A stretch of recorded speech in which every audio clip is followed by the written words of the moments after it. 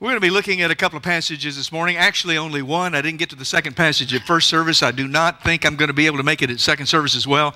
So here it is, Mark chapter 4. Go ahead and open up your Bibles to that passage. Mark chapter 4. We're going to be looking starting verses 35 through 41, kind of in that neck of the woods. And I really appreciate what Ray had to say this morning as we kind of gathered around the table, because it has a whole lot to do with something that breezed into the life of the disciples that we're going to be seeing in Mark chapter 4. This God is dead business. Do y'all know who started that? Do y'all know really who made that sort of big popular? It was a philosopher by the name of Friedrich Nietzsche. How many people have ever heard of Friedrich Nietzsche? All right, Friedrich Nietzsche is the guy that really developed that idea. He is right now the most influential dead philosopher in the United States of America. And his notion was that there was a God at one time, but you couldn't explain this universe without there being the notion of God. But everything's gotten crazy and everything's gotten cockeyed. Would you agree with that? Yeah, that's the world I live in. Everything's gotten cockeyed. Everything's nutty. Everything. In fact, part of the time I'm just wondering, how in the world am I going to survive all of this stuff? I mean, that's where it was. So he said that's evidence that God is dead. In fact, he said that the universe has gotten colder. Can't you sense it and can't you feel it? By the way, if I really believe that, you know what would happen to me? I'd go nuts.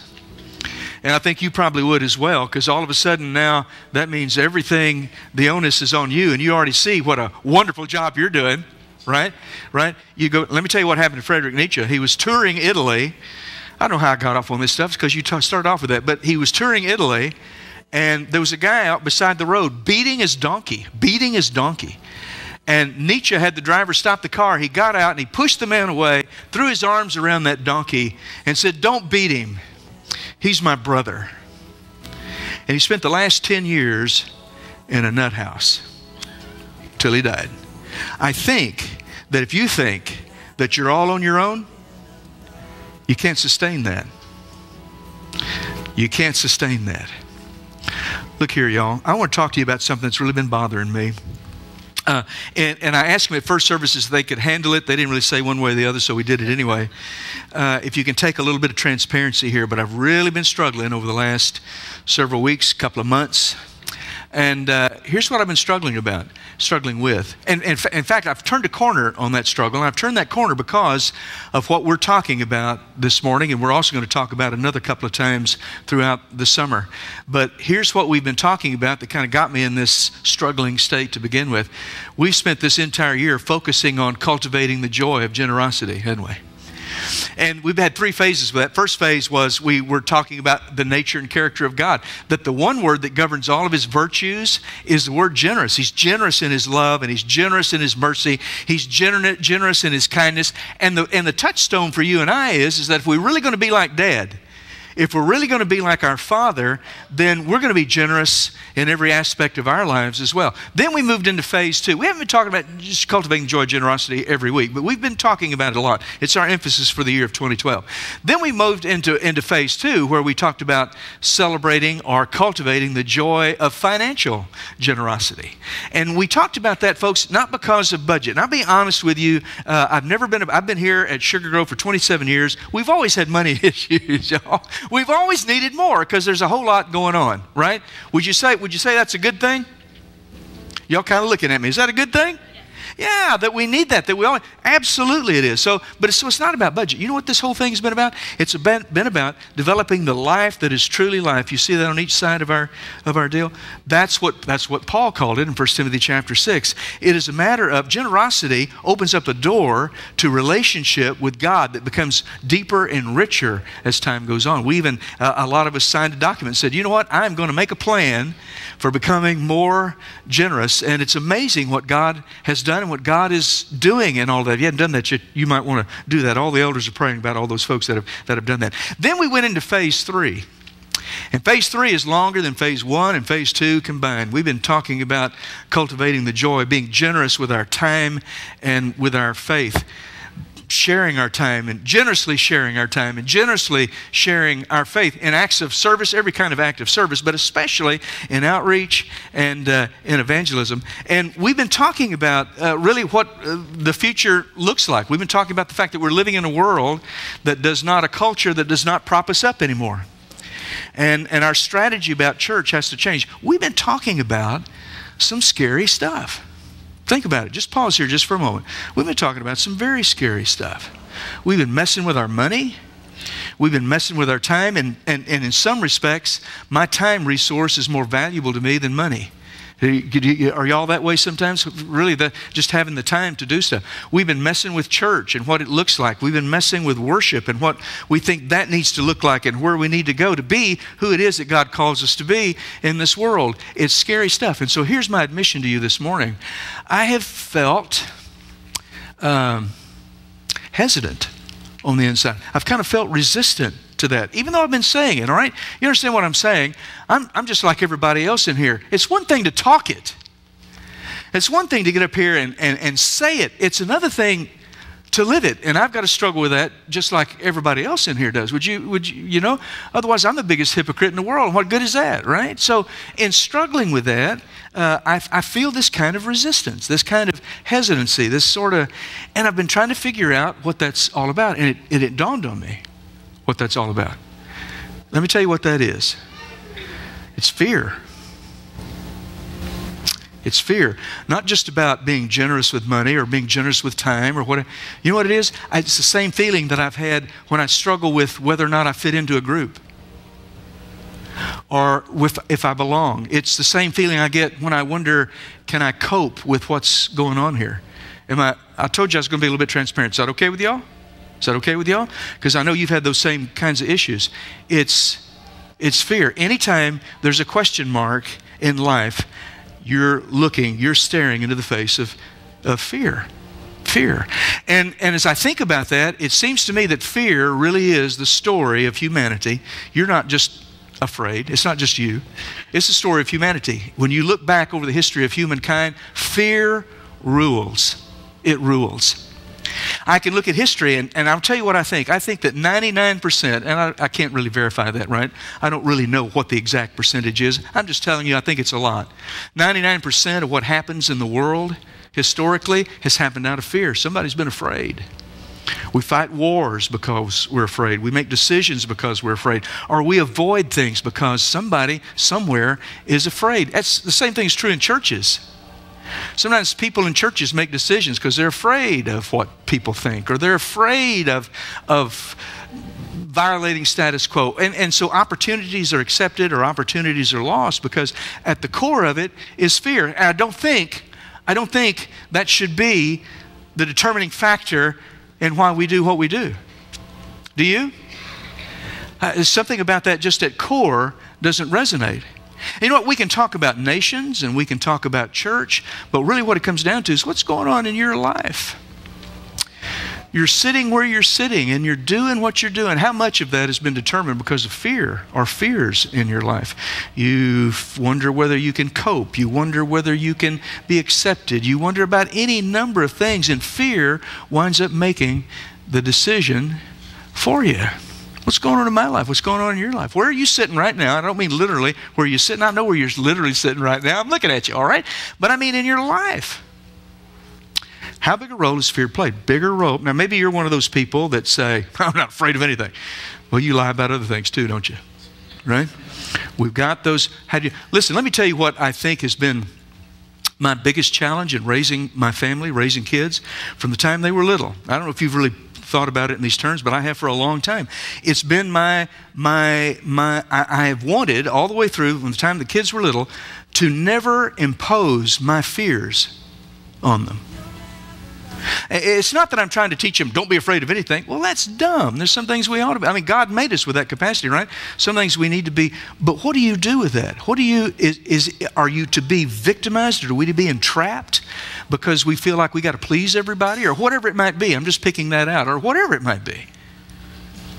Are we in prison because of our fear? No. I wanted them to learn to move ahead, and so it's been a challenge as a parent to teach them to not be victimized by their fears. Even as adults, they're adults now, I'm still wanting to teach them that stuff. I want them to see how you fearlessly, in spite of things, continue on, how you grow older, how you deal with whatever challenges it might be. I want them to not be victimized by that. Now, you see, really, here's the deal. As believers, that ought not to be that big a deal. Because you and I as believers, in our rearview mirror, we've got a cross. And the significance of that cross is really the issue. Jesus Christ has been raised. And if you put it in the context of Hebrews chapter 2, the Hebrew writer says, let me tell you what it means. It means that Satan, who has had sway over humankind since humankind has been here, his back has been broken. Because the power of Satan is the fear of death, and that's the lion. And if you beard the lion in his den, if you take care of that, all the other fears are dealt with somehow, some way. Does that make sense? And yet fear continues to creep in. Is that just me? I'm not talking about me. Am I talking about you? And you know what it does? It just comes in on you and it overtakes you, and it's like, wow, life can be brutal, can't it? That's exactly what happened in Mark chapter 4. It breezed in on the wings of a late night storm. Let's take a look at this. Mark chapter 4. By the way, I want you to know just a couple things about Mark as we get into chapter 4. Mark is the shortest of all the Gospels, right? And the story moves pretty quickly in the Gospel of Mark. It moves through there at a pretty quick pace. In fact, in chapter 1, he's already healing people. He's already performing miracles. And in chapter 1, you've already got crowds of people saying, wow, what about this guy? He speaks with authority. He doesn't talk like anybody else. And the things that he did was just knocking everybody's hat in the creek. Chapter 2 rolls around, and he's already at cross purposes with the religious aristocracy in Jerusalem. He was already there because of a miracle that he performed, and not just the miracle that he performed, but because of what he said when he performed that miracle. You remember he healed a paralytic, and he said, son, your sins are forgiven. Y'all remember that? And the Jewish aristocracy said, well, no, wait a second, you can't talk like that. That's blasphemy, by the way. If anybody other than Jesus had said that, it would have been blasphemy. But here was a man that healed. Here was a man that moved. Here was a man, so he forgave sins. And right off the bat, now listen, there's not anything much scarier than to be at cross purposes with the religious aristocracy. There is a power of fear wielded there that's unlike just about any other. And these legalistic religiosity people would cast such a spell over all the crowds, and they wanted to rein Jesus in, bring him in. And you see what you begin to see in Mark chapter 2 is a man who is living in a different context from everybody else. Because he just moves on. Do you see that? You begin to get the sense that it's a different world that he lives in. There's a different value system. There's a different something about him. And the exciting thing about that is that can be me. See? He's got a different context because he just continues to go. Chapter 3, he goes on about business. He finds the 12 apostles, and he just goes on. He just continues. Whatever's going on around him, it's not that he's impervious to it, but he just continues to move. Fear does not rule him. Then you come into chapter 4, and he starts telling stories called parables. These are parables about the kingdom. The kingdom of God is like a farmer that went out to plant seed, and some of it fell on hard soil, and some of it fell on rocky soil, and all of that. You know, it's hard. If I were to ask you, what is the kingdom of God? It would be hard to kind of define that probably. We'd be hard-pressed to come up with a definition, because biblically, when Jesus talks about it, he says, well, it's like this, and it's kind of like farmers, and it's like seeds, and it's like a treasure planted in a field, and you're getting images of what it's like, but it's really hard to kind of really nail that down. So he's preaching, and he's teaching, and he's healing, and he's at cross purposes with the religious aristocracy. All kinds of stuff's going on. So then you come down to the end of the day. Mark chapter 4 and verse 35. And Jesus speaks to his disciples. He says to them, let's go to the other side. And I really think what's in that, I think all there is to that is that he just needed to get away from folks. Nothing is more tiring than all the world than you people. You know it? I mean, really? People will wear you out. He's teaching, he's preaching, he's healing, people are irritated with him, and he just so he's just tired. So here you go, verse 36. Leaving the crowd behind, they took him along just as he was in the boat. And there were also other boats with him. So you got this little flotilla. It's evening, nighttime's coming. This little flotilla of boats heading out across the Sea of Galilee. If you've ever been to the Sea of Galilee, it's kind of nestled into a bunch of mountains in there, and wind can really be a serious factor. They took him, it says, just as he was. That phrase kind of caught me. How was he? How was he? He's just tired. He's just tired. So he goes in, he crawls up into the stern of that boat, gets up on a cushion, and he goes to sleep. He just goes to sleep, passes out. Then verse 37, here comes the protagonist in the story. A furious squall came up. You ever been on the water when a real storm just popped up all of a sudden? Have you ever been in a boat on the water? I don't mean in one of these cruise liners. I mean one of these little bitty boats. By the way, these little old boats that they traveled in were rough. John Carter and I went in a little replica of those boats back years ago, and we know what they look like because they've dug them up, preserved in the mud at the edges of the Sea of Galilee. They're rough riding deals. They're made out of wood. They're like little box things, and here you go, and the wind pops up. It gets pretty intense. I remember several years ago, Karen, do you remember this, when we got caught out in a storm on Toledo Bend? We were just going sightseeing in the boat. We were just riding along, and we were miles from where the house was, and we kind of came around this bend, and there's a storm. I can see it. Karen is just... It's just everything's great, you know, and I'm seeing all this stuff. I don't want her to be afraid, but I said, you know what, baby, see all that over there? We got to get off this. We got to do something. Couldn't outrun it. Couldn't go back fast enough. Couldn't go forward fast enough. Couldn't get to the other side going into it, which is what you'd really like to do because the wind will push you away from the shore. All we could do is get to the other side where the wind would blow us right into the deal. So we found an abandoned boat dock. At least no boats were there, had a cover on it and all this other sort of stuff. So we get over there and we just kind of brace. About the time we get there is when it sort of hits. And I remember this clearly. I remember this exactly. There were 20-foot waves rolling in. You know what? It seemed like it. They were about 4 foot. But let me tell you what, 4 foot coming into that little old deal, it was beating that boat to death. It was tearing up this guy's dock. The roof, the wind was blowing, started to flap. The tin started to flap on it. And Karen said, I had enough of this pretty quick anyway, so let go of her rope. And we kind of lost control of that, needed to. And it drifted off about 20 yards to where it was about, it beached. The nose of it beached. And these big waves came rolling in and sunk my boat. All you could see was the nose of it kind of up on the shore and the top of the motor sticking up out of the water. It just sunk it. About 15 minutes later, it was over. When it says a furious squall came up, let the fear of God just kind of come into you by proxy.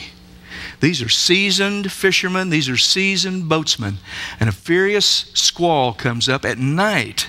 On top of all of that, the waves broke over the boat so that it was nearly swamped. That means it was sinking. Where's Jesus? Sleeping like a baby. Really tired, huh? Because I want to tell you, those little old rough corn cob things that they floated in, there's no way you can stay. I'm telling you, you have to be exhausted or you're just kind of taking life as it comes. You don't really worry about stuff because you got a different context than the immediate. Context a little broader than just the immediate. So he's sleeping. You ever heard the expression, misery loves company? That's where they were. Misery loves company. He's asleep on the cushion. They're here about to drown in the middle of the night, in the middle of a lake. The disciples woke him and said to him, Teacher, don't you care? Don't you care if we drown? I wonder how many times in the history of mankind God has heard that. Don't you care? What does he do? He got up, rebuked the wind. I don't know exactly what he did. Do you like to be rebuked? My mother used to do that. She could do it without a word. Here's what my mother would do. She would go, shh, shh. And if she put her finger in the air, that really, I'd freeze. That's a rebuttal, y'all, that put the fear of God in me. I just scared to move. I don't know what he did with that. Boat is sinking. He rebukes the wind. Then he speaks to the waves. Settle down now, quiet. Be still. And everything passes. Everything is. Now, y'all, they had never seen anything like that in their lives. And neither have you. See, Mark is a series of miracles. When you begin to look at those miracles, he's demonstrating his power over everything. Illness, death, all kinds of things. Now it's nature. Who controls the wind? Who can defeat the wind and the waves and the ocean and the sea? Who can do that? Xerxes, the Persian king, going over to whip up on the Greeks at the Battle of Thermopylae, got stopped by a body of water. And he had his engineers together, and they built a bridge across it at great expense and all this, because he had a 1,000,000-man army. He needs to get this army across this body of water. They built it. In the night, a storm came up and blew it all away. Xerxes was this is just history, so irritated that he took all of those engineers and he executed them in a very painful way. And then he sent slaves out into the water with manacles in their hand, and they beat the water while Xerxes stood on the shore, and he said, I'm going to beat you. I'm going to beat you. Whatever it takes, I'm going to beat you. And finally, through all of his resources, he managed to kind of get across that little branch of water into Thermopylae. Here's a man who stands in the middle of a sinking ship, and he says, "Tss, be still." You know what that is? That's power. That's just power. What's he demonstrating? Power. And here's the really, really odd thing about this story. Look at verse 41 just for a moment. They were scared to death in the storm. When it passes, it says that then they're terrified. He does that sometimes, doesn't he? Can Jesus terrify you? He is so powerful. They were terrified, and they ask each other, who is this? Now the question begs the answer. This is power. This is raw power. This is power not like any human being has ever had or ever will have. It is power that demonstrates it's not just a man. And they were terrified. Who is this? Who can command the wind and the waves that stuff obeys him? And really, before their terror slipped in there, Jesus speaks to them. He says two questions. He calms the sea, calms the waves. He says two questions. Why are you so afraid? That's my question to you. Why are you so afraid? You realize he clearly is speaking from another context. I mean, the short answer there is pretty obvious. We're drowning. That's why we're afraid. We're about to go down in the dark. But see, that had no sway with him. Why? He's in a different, larger context. And evidently he felt like enough had been said and enough had been done that they ought to caught on to that. Why are you so afraid? Do you still have no faith? You know what I used to think was the opposite of faith? Doubt. What's the opposite of faith? Doubt, isn't it? I mean, that's the tack that James takes in James chapter 1. Don't come to God doubting, wavering. If you do that, don't expect to receive anything from God. You got to believe. So the opposite of faith is doubt. But I understand James's point, but that's not really it, is it? Actually, doubt and faith go together. If there's something that you have faith in, that implies you could doubt it, right? And so faith and doubt are actually kind of the opposite sides of the same coin. Those things doubt kind of sharpens faith, and that helps you grow. It's not the opposite of faith, it's kind of a sharpener. What's the opposite of faith? Fear. Why are you so afraid? Do you still have no faith? To whatever degree fear is messing with me, whether it has to do with my finances, or it has to do with my sharing my faith, or it has to do with me being comfortable around people, or whether it is that I think that I can cope, whatever the question mark might be out there, you know what? To whatever degree fear rules me is the degree that I am not living by faith. The only known antidote to fear is faith. You can't be fearful and faithful. You can be fearful. Let me rephrase that. You cannot respond to your fear and be faithful at the same time. It's a different response. Jesus comes from a whole other context. Nobody's ever spoken like this. Nobody has ever talked like that. Nobody. Not in the history of humanity. Why are you so afraid? A whole nother realm. Do you still not have faith? Listen, fear is in me. It's part of my fallen humanity. It's a natural human response. And fallen humanity, we know a lot about that. Man, we respond to that quickly. Quickly. It's there. I want to say something to you, and I want you to think about this. I think that every major problem that dwells in the human heart has its beginning in fear. We're afraid of something. Huh? Now I want you to hear what Jesus says. Why are you so afraid? Whole other context. Let me give you an example of what I'm talking about. Years ago, there's a commercial came out. Nobody remembered this in first service. Maybe you don't remember it either, but I remember it clearly. It's a commercial. There's a lady been in a car wreck. Her car's laying on its side. She's trapped inside. She can't move. And of course, she's been traumatized. She couldn't help herself anyway. She's in shock. And you see the scene around it. It's a scary place. It's not a good part of town. 3 youths come running up. They're doing this. They come running up. And you know right then what's about to happen. They're going to rob that girl. They're going to take everything she has. They get up there. One of them says to the other two, go get help. He sticks his head in the car and says, it's all right, ma'am, you're going to be okay. Here's what you need to do. Boom, boom, boom, boom, boom. What it was a Shell oil commercial about advertising booklets, safety booklets for safe highway travel or something along that. But here's where I was. I'm thinking, ooh, urban crime. Ooh.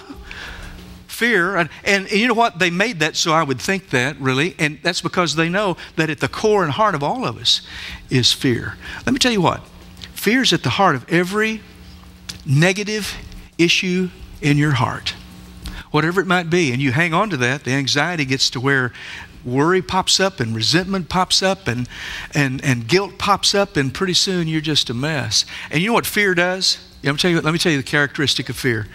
Fear always makes it worse than it really is. Would you agree with that? Here's what fear does. It makes a mountain out of a molehill. I don't care whether you're talking about cultivating the joy of generosity, or you're talking about something going on at work, or you're talking about something you want to get. Fear makes a mountain out of a molehill every time. Listen, a few years ago, the Howells and the Fanchers went on vacation together. We're traveling. It's a Route 66 thing. Some of you that have been here around that time maybe remember us being gone for a couple of weeks.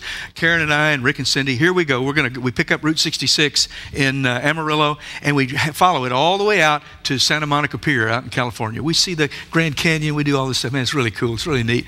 And there's one road I remember in particular, Route 66, going up through Oatman, Arizona. I mean, the road's about this wide, and you're just kind of going around all these little mountains and squeezing around. And so I was driving on that particular day, and sometimes I would really, just to kind of get them, I'd really be watching the road, but I look like I'm looking at scenery, you know, just to hear the girls squeal. Just say, get your eyes on the road, get your eyes. You know, it's kind of a hoot to me. But a day or two after that, we're starting out on the day. Rick and Cindy are up front. Rick's driving. Karen and I are in the back. I'm looking at the map.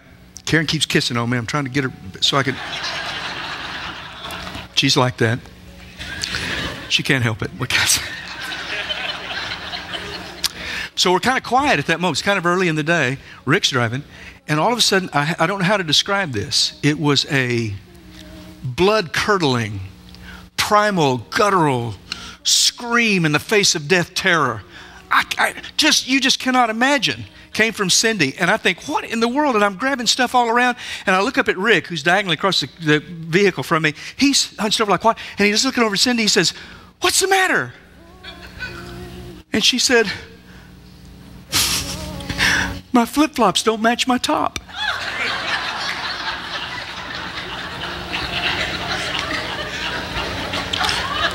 You talk about making a mountain out of a molehill. That's what fear does. Now, I can't just blame that on Cindy. Let me tell you, I was fishing in the Gulf one day, trying to get out to that third sandbar. I got a rod and reel in one hand. I'm pulling all my stuff behind me, another rod and reel back here, pulling stuff. And I noticed when the wave comes up, I can see mullet slipping through the water. And then I catch a glimpse of something shaped a lot bigger and shaped a lot differently. Following the mullet is a shark. Well, it's a sand shark. I mean, I know here, they're not going to hurt you. There's no big thing. But nevertheless, I mean, you're out here in this water and you're kind of moving along. A wave kind of sweeps over me. I'm trying to go along and I've kind of stretched out like this, and I feel a bump right in back of me, just like that. And I scream like a little girl, y'all. That rod and reel has not seen the light of day since. I don't even know where it is. It went one direction. And I'm going down in the water and I'm trying to grab a hold, and I can realize, oh man, come on, that's not going to, I just get a hold. And I turn around and I look, and it was a piece of driftwood. Here's what I learned that day. I scream just as loud if I'm about to be devoured by a great white shark as I do when I'm bumped into by a piece of driftwood. We make mountains out of molehills. That's what fear does. And it rules and it guides and it shuts down all manner of rationality. Now look, y'all. Why are you so afraid? Bigger context, bigger God, Step out. We're going to get pushed around by what? You're going to let those fears continue to push you around? Why? Where's your faith? Do you still have no faith? Now let me tell you what's going to happen about all this. I believe, first of all say this, I'm about to end here. I believe that how you live tomorrow, how you feel tomorrow, whatever it is you're going to do tomorrow, whether you're going to work or you're off on summer vacation or whatever it might be, how you live tomorrow is directly related to how big you think God is. Because let me tell you what we do with our fears. We shrink Him. That kind of power is almost too much to manage. And so we do whatever we need to do to kind of bring it under our own control. And so we shrink God. But the end result of that is that we live in a much smaller world, and we find ourselves, because of that shrinkage, having to somehow step up to the plate and make it happen. And out of fear, we try to do that. But I want to tell you, you're just not big enough. So here's what's going to happen. You're going to live in anxiety to one degree or another. You're going to get pushed around by stuff that you do not have to be pushed around by, because at the core of it, you're not feeling absolutely safe in God's hands. Now, you call that whatever you want to, but I'll tell you that's what it is. At least that's what it is in my life. I don't think I'm any different. You don't feel absolutely safe. And who is it that we're talking about being safe with? This is a God that the Bible describes as being fully competent,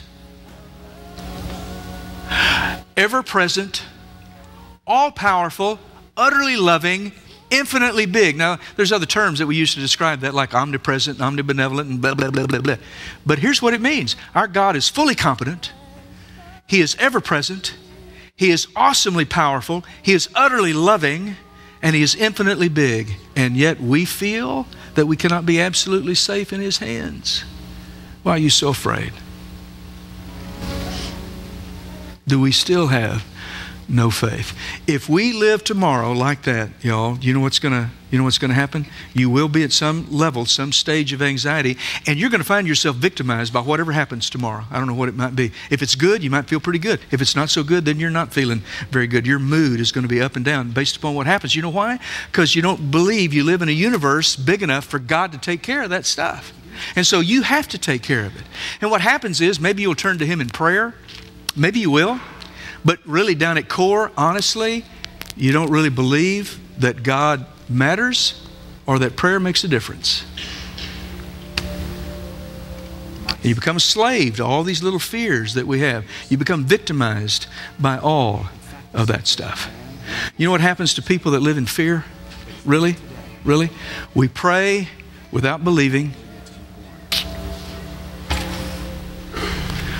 Worship loses its awe. When we shrink God up, awe that just leaves worship. We serve without joy, we suffer without hope, and we get stuck in a rut. The walls are so high, you can't get out of it, and you lose your vision, and you lose your passion, and you lose your ability to stick with it. It's against that kind of backdrop that the biblical writers over and over and over again try to reassure us that we do not serve some little old tiny tribal God somewhere. God of the Jews, or the God of the Midianites. This is a God of the universe. And whatever we need, God is bigger. Whatever our weakness, God is stronger. Listen, y'all. God is enough. He really is. You trust that? Can we serve you in any way? Let us know about it as we stand and sing.